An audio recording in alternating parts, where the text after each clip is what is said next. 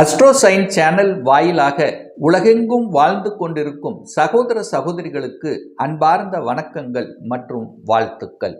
இன்றைய பதிவு சனி பகவானின் வக்ர பெயர்ச்சி பலன்கள். பொதுவாக சனி பகவான் கர்ம காரகன், தொழில் காரகன், ஆயுள் காரகன், கால்களுக்கு காரகன், ஒட்டுமொத்த உடலின் இயக்கத்துக்கு காரணகர்த்தாவாக இருக்கக்கூடிய சனி பகவான் இப்போ மீனமனையில் அமர்ந்திருக்கார். அந்த மீனமனையில் இருக்கக்கூடிய சனி பகவான் வக்ரம் அடைகிறார். எப்போ அடைகிறார் அப்படின்னா 13/7/2025 அன்று. அப்போ இது எது வரைக்கும் இருக்கிறது அப்படின்னா 27/11/2025 வரை, அதாவது இந்த 138 நாட்கள் வக்ர நிலையில் அமர்ந்து கொண்டு தனது பலனை கொடுக்க போகிறார். வக்ரம் என்பது தனது இயல்புக்கு மாறிய தன்மை. இதுவரைக்கும் உங்களுக்கு ஒரு கெடுபலன்கள் நடந்து கொண்டிருக்குன்னா இப்போ அப்படியே மாறப்போகிறது, நல்லதை கொடுக்க போகிறார் அப்படின்னு அர்த்தம். ஸோ அப்படிப்பட்ட இந்த மீனத்தில் இருக்கக்கூடிய அந்த சனி பகவான் வக்ர நிலை அடையும் போது என்ன பலனை கொடுக்க போகிறது என்பதைத்தான் டீட்டெயிலாக இந்த பதிவில் நம்ம பார்க்க போகிறோம். அதற்கு முன்னால் நம்முடைய சேனலை நீங்கள் ஃபர்ஸ்ட் டைம் பார்ப்பவர்கள் என்றால் மறக்காம சப்ஸ்கிரைப் பண்ணிக்கிங்க. ரிஷபராசி அன்பர்களே, சனி பகவானின் வக்ர காலம் 138 நாட்கள் எப்படி இருக்கும்? அதுவும் குறிப்பாக 13/7/2025 3/10/2025 வரை இந்த 83 நாட்கள் தன்னுடைய சொந்த நட்சத்திரமான உத்திரட்டாதி நட்சத்திரத்தில் பிரயாணம் பண்ணுறார். அதற்கப்புறம் 4/10/2025 27/11/2025 வரை இந்த 55 நாட்கள் குருவின் நட்சத்திரமான பூரட்டாதி நட்சத்திரத்தில் பிரயாணம் பண்ணுறார். ஸோ இந்த காலகட்டத்தில் சனி வக்ர காலகட்டத்தில் என்ன பலன் இந்த ரிஷபராசி என்பர்களுக்கு அப்படின்னு பார்க்கும் பொழுது, ரிஷபராசி என்பர்களுக்கு இந்த சனிங்கிறது யாரு? 9க்கும் 10க்குரியவன், ஒரு கேந்திரத்துக்கும் ஒரு கோணத்துக்கும் அதிபதி. இந்த சனி பகவான் இந்த ரிஷபத்துக்கு ராஜ யோகத்தை தரக்கூடிய ஒரு கிரகம் அந்த சனி பகவான். அவர் இப்போ மீனமனையில் அமர்ந்திருக்கார். அதாவது உங்கள் ராசிக்கு 11ஆம் இடமான லாபஸ்தானத்தில் அமர்ந்திருக்கு. அப்போ லாபஸ்தானத்தில் அமர்ந்திருக்கக்கூடிய அந்த சனி பகவான் இப்போ வக்ர நிலைகளை அடைகிறார். வக்ரம் அப்படின்னு என்ன? இயல்புக்கு மாறிய தன்மை. இதுவரைக்கும் நல்லா கொடுத்துட்டு இருந்தது அப்படின்னா இப்போ பிரச்சனை பண்ணுவதற்கு ரெடியாக இருக்குன்னு அர்த்தம். இதுவரைக்கும் கொடுக்கவே இல்லைன்னா இப்போ வாரி வழங்க போகுதுன்னு அர்த்தம். இதை புரிந்து கொண்டாலே ரிஷபராசி என்பவர்களுக்கு அருமைதான். இதை புரிஞ்சுட்டா போதும். அப்போ பாக்கியத்தை கொடுக்கக்கூடியவன் இப்போ வக்ர நிலையில் இருக்கார். அப்போ இதுவரைக்கும் ஒரு பாக்கியத்தையே கொடுக்கல, ஒரு பிரச்சனையே இருக்கு, எனக்கு ஒரு நல்ல பாக்கியம் இல்லை, ஒரு நல்ல வேலை இல்லை, வேலையில் அலைச்சல் திருச்சல், தொந்தரவு, பிரச்சனை, ஒரு மாதிரியான தன்மை, செட்டிலே ஆகலை அப்படின்னு இருக்கக்கூடிய ரிஷபத்துக்கு இப்போ செட்டில் ஆக போறீங்க அப்படிங்கிறத ஸ்ட்ராங்காக சொல்லலாம். ஏன் சொல்கிறேன் அப்படின்னா, அந்த 9க்குரியவன் போய் 11 உட்கார்ந்துருக்கார். தனக்கு 3ஆம் இடத்துல, தனக்கு வளர்ச்சி ஸ்தானத்தில் போய் உட்கார்ந்துருக்கு. அப்போ வளர்ச்சி அடைஞ்சே தீரணும் அல்லவா? ஸோ இந்த தன்மையும் உங்கள் சுயஜாதகத்தில் இந்த சனி எப்படி இருக்காங்கிறது பார்க்கணும். வக்ர நிலையில் இருக்காரா, இல்லை எங்கேயாவது மறைஞ்சு இருக்காரா, இல்லை 6, 8, 12 இருக்காரா, எந்த நிலையில் இருக்காருங்கிறதையும் நீங்கள் பொருத்தி பார்க்கணுங்கிறதையும் ஞாபகத்தில் வைத்து கொள்ளுங்கள். ஸோ என்ன இருந்தாலும் சரி, உங்களுக்கு யோகத்தை தரக்கூடியவன் அந்த சனி பகவான் இப்போ வக்ரத்தில் இருக்கார். என்ன பண்ணுவார்?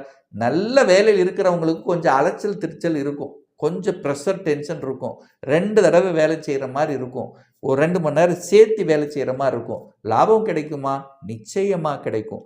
அலைச்சல் திருச்சல் டென்ஷன் ப்ரெஷர் இருக்கும்.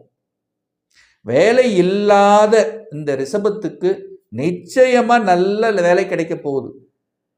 பதவி ப்ரமோஷன் கிடைக்கல. இந்த ஒரு 3-4 மாதங்களாக நான் எதிர்பார்த்து காத்துட்டு இருக்கிறேன், எனக்கு பதவி வந்திருக்கணும், ஆனால் இன்னும் வரல.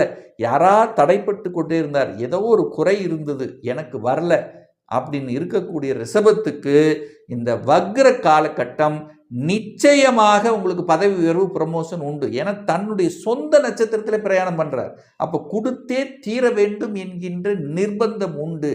என்ன எதிர்ப்பு தடை உங்களை இது பண்ணிட்டு இருந்தாலும் அதெல்லாம் விளைக்கிறோம். இடமாற்றம் உண்டு, ப்ரமோஷன் உண்டு, அடுத்த பரிணாமத்துக்கு செல்லக்கூடிய வாய்ப்புகள் இருக்கிறது. செட்டில் ஆகாதவர்களுக்கு செட்டில் ஆகக்கூடிய தன்மை, வெளிநாட்டுக்கு போகணுங்கிறவங்க வெளிநாட்டில் போகக்கூடிய தன்மை, இதுவரைக்கும் வேலையிலேயே இருக்கிற நான் ஒரு சொந்த தொழிலை ஆரம்பிக்கணுங்கிற நிலையில் இருக்கிறேன் அவங்களுக்கெல்லாம் கொடுக்கக்கூடிய தன்மையில் நிச்சயமாக இருக்கிறது. பட் என்ன, புதுசாக ஒரு தொழிலை ஆரம்பிக்கணுங்கிறவங்க இந்த ரிஷபராசி என்பவர்கள் அதற்குண்டான கொடுப்பினை உங்கள் ஜாதகத்தில் இருக்காங்கிறது செக் பண்ணிக்கிறது ரொம்ப நல்லது என்பதையும் மனதில் பதிய வைத்துக் கொள்ளுங்கள். இந்த சனி பகவான் தனது 3ஆம் பார்வையாக எங்க பார்க்கிறாருன்னா உங்க ராசியை பார்க்கிறார். அப்போ சனி பார்க்கும் பொழுது அந்த பார்க்குற இடத்தை கெடுப்பார் அப்படின்னு நம்ம சொல்லுவோம் பார்த்தீங்களா. ஸோ அந்த வகையில் பார்க்கும்போது இப்போ வக்ரமடைஞ்சு பார்க்குறார். அப்போது ஒரு மாதிரி ஹெல்த்தில், அதாவது தலை சார்ந்த விஷயத்தில் தலைவலி அதிகமாக இருக்குது, ஒரு டிசிஷன் மேக்கிங்கில் ஒரு குழப்பமாக இருந்தது, ஒரு குழப்பத்தன்மையில் இருக்குது, இந்த மாதிரி ஒரு மனம் சார்ந்த விஷயத்தில் ஒரு குழப்பமாக இருக்கு. ஸோ அந்த மாதிரி இருந்தவர்களுக்கெல்லாம் இப்போ விடை கிடைக்கும், தெளிவு கிடைக்கக்கூடிய அமைப்புங்கிறது நிச்சயமாக இந்த ரிஷபத்துக்கு ஏற்படுத்தும். அதில் எந்தவித மாற்று கருத்தும் கிடையாது. அடுத்து அந்த சனி பகவான் தனது சப்தம பார்வையாக 5ஆம் இடத்தை பார்க்கிறார். பூர்வ புண்ணிய ஸ்தானம், பஞ்சமஸ்தானம், காதல் ஸ்தானம் அப்படின்னு சொல்லக்கூடிய அந்த 5ஆம் இடத்தை பார்க்குது. ஸோ 5ங்கிறது ஒரு நல்ல ஸ்தானம் அல்லவா, அந்த இடத்த பார்க்குறார். அப்போது யோகத்தை கொடுக்கக்கூடியவன் சனி 5ஆம் இடத்தை பார்க்குறார்.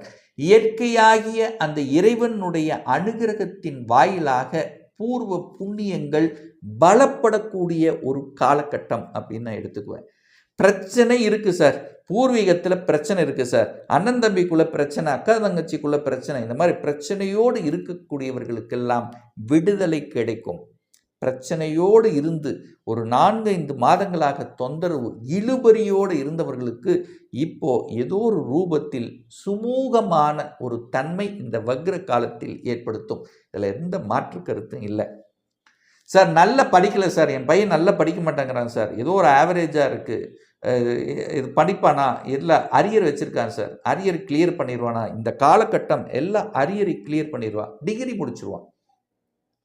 பிரச்சனையோடு இருக்கக்கூடிய குழந்தைகள், படிப்பில் கவனம் இல்லாமல் கவன சிதறல்களோடு இருக்கின்றவர்கள், அரியர் வச்சிட்டு இருக்கிறவங்க, படிக்கலை இருக்கிறவங்க, 1 இயர் பிரேக் ஆனவங்க, இதெல்லாம் சேர்ந்து படிக்கக்கூடிய தன்மைகளை உருவாக்கும். அந்த எண்ண உணர்வுகள் இந்த காலகட்டம் சிறப்பு பெறும். ஆன்மீகத்தில் ஒரு சிலருக்கு ஈடுபாடு அதிகமாக இருக்கும். ஆன்மீக எண்ணங்களை தோற்றுவிக்கக்கூடிய அமைப்புங்கிறது நிச்சயமாக ஏற்படுத்தும். அதில் எந்த மாற்று கருத்தும் இல்லை. குழந்தை பாக்கியத்தில் தடை ஏற்படுத்தி, ஏன்னா சனி பார்த்தாலே தடை தானே, தடையை ஏற்படுத்தி கொண்டிருக்கக்கூடிய அந்த ரிஷபத்துக்கு இப்போ அந்த தடை நிவர்த்தி ஆகிறது. குழந்தை பாக்கியம் கொடுத்தே தீரணுங்கிற அந்த நிர்பந்தம் அந்த சனிக்கு உண்டு. இது வரைக்கும் லாபஸ்தானத்திலிருந்து சனி 5ஆம் இடத்தை பார்க்குறாரு. சனி நல்லவர் தான், ஆனால் இருந்தாலும் சனி எங்கே பார்க்குறாரோ அந்த இடத்துல கெடுப்பார். இப்போ இதுவரை கெடுத்துட்டு இருந்தார். எனக்கு குழந்தை பாக்கியமே கிடைக்கலையே, அதுக்காக நிறைய ட்ரீட்மெண்ட் எடுத்தேன், நிறைய செலவு செஞ்சேன், நிறைய கோயிலுக்கு போனேன், நிறைய பிரார்த்தனை வச்சேன். ஸோ இந்த மாதிரி இருக்கக்கூடிய இந்த ரிஷபத்துக்கு சக்ஸஸ் கொடுக்கக்கூடிய ஒரு காலகட்டம் இந்த 138 நாட்கள். அதுவும் குறிப்பாக சொல்ல போனால் எப்போ குழந்தை பாக்கியத்துக்கு சாதகம் அப்படின்னா, அந்த சனி குருவின் நட்சத்திரத்தில் பிரயாணம் பண்ணுறார் பார்த்தீங்களா, அந்த 55 நாட்கள். அந்த டேட் மறுபடியும் சொல்கிறேன், எப்போ 4/10/2025 27/11/2025 வரை 100% சாதகமான காலகட்டம். அந்த 55 நாட்கள் குழந்தை பாக்கியம், குழந்தை பிறப்பு, இந்த மாதிரியான விஷயத்துக்கு சக்சஸ் கொடுக்கக்கூடிய அமைப்புகளை உருவாக்கும். அந்த சனி பகவான் தனது 10ஆம் பார்வையாக எங்கே பார்க்குறாருன்னா 8ஆம் இடமான அட்டமஸ்தானத்தை பார்க்குறார். வலி, வேதனை, துக்கம், துயரம் என்று சொல்லக்கூடிய இடம், திடீர் அதிர்ஷ்டத்தை கொடுக்கக்கூடிய இடமும் அந்த 8ஆம் இடம் தான். ஸோ 8ஆம் இடத்தை பார்த்துறாரா, அப்போ திடீர் அதிர்ஷ்ட வாய்ப்புகள் பெற்று தரக்கூடிய அமைப்பு இருக்கா. அப்போ அதிர்ஷ்டம் என்ன, திடீர் ப்ரமோஷன் தான், சம்பள உயர்வு, இது உங்களுக்கு ஒரு அதிர்ஷ்டம் தானே. ஒரு நல்ல வேலை கிடச்சிருச்சு, ப்ரமோஷனோட வேலை, நினச்ச வேலை நல்லது தானே, இது வரைக்கும் வலியோடு இருந்தீங்க, இப்போ வலி நிவர்த்தி ஆகுது, இருக்கிற இடத்துலையே ப்ரொமோஷன் ஆயிடுச்சு, இல்லை அந்த டிபார்ட்மெண்ட் சேஞ்ச் ஆயிடுச்சு, அதிகாரம் உங்களுக்கு கிடைச்சி விட்டது, இதைத்தான் நீங்கள் நினச்சிட்டு இருந்தீங்க, இப்போ சக்ஸஸ்ஸு, ஒரு நல்ல சந்தோஷம் தானே.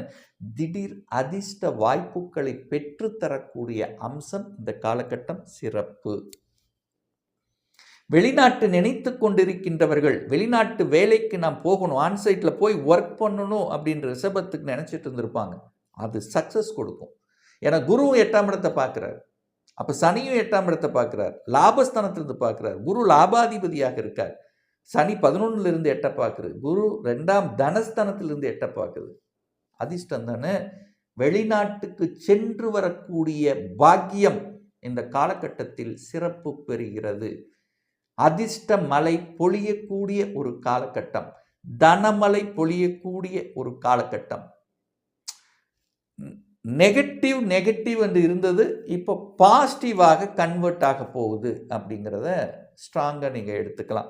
ஸோ ஆக மொத்தம் இந்த வக்ர காலத்தில் இந்த 138 நாட்களில் நல்லபடியாக திடீர் அதிர்ஷ்ட வாய்ப்புகளையும், ஒரு நல்லதொரு வாழ்க்கை, குடும்பம் சார்ந்த விஷயத்தில், தனம் சார்ந்த விஷயத்தில், பொருளாதாரம் சார்ந்த விஷயத்தில், சொத்து சுகங்கள் சார்ந்த விஷயத்தில் நன்மை பயக்கக்கூடிய, நன்மையை கொடுக்கக்கூடிய, நல்ல செய்திகளை கொடுக்கக்கூடிய ஒரு காலகட்டமாக இந்த ரிஷபத்துக்கு அமையும் என்று சொன்னால் அது மிகையாகாது. இப்போ சொன்னது கோச்சார ரீதியாக சனி பகவானின் வக்ர பயிற்சி பலன்கள். சனி பகவான் உங்கள் ஜாதகத்தில் எப்படி இருக்கார் அப்படின்னு பாருங்க.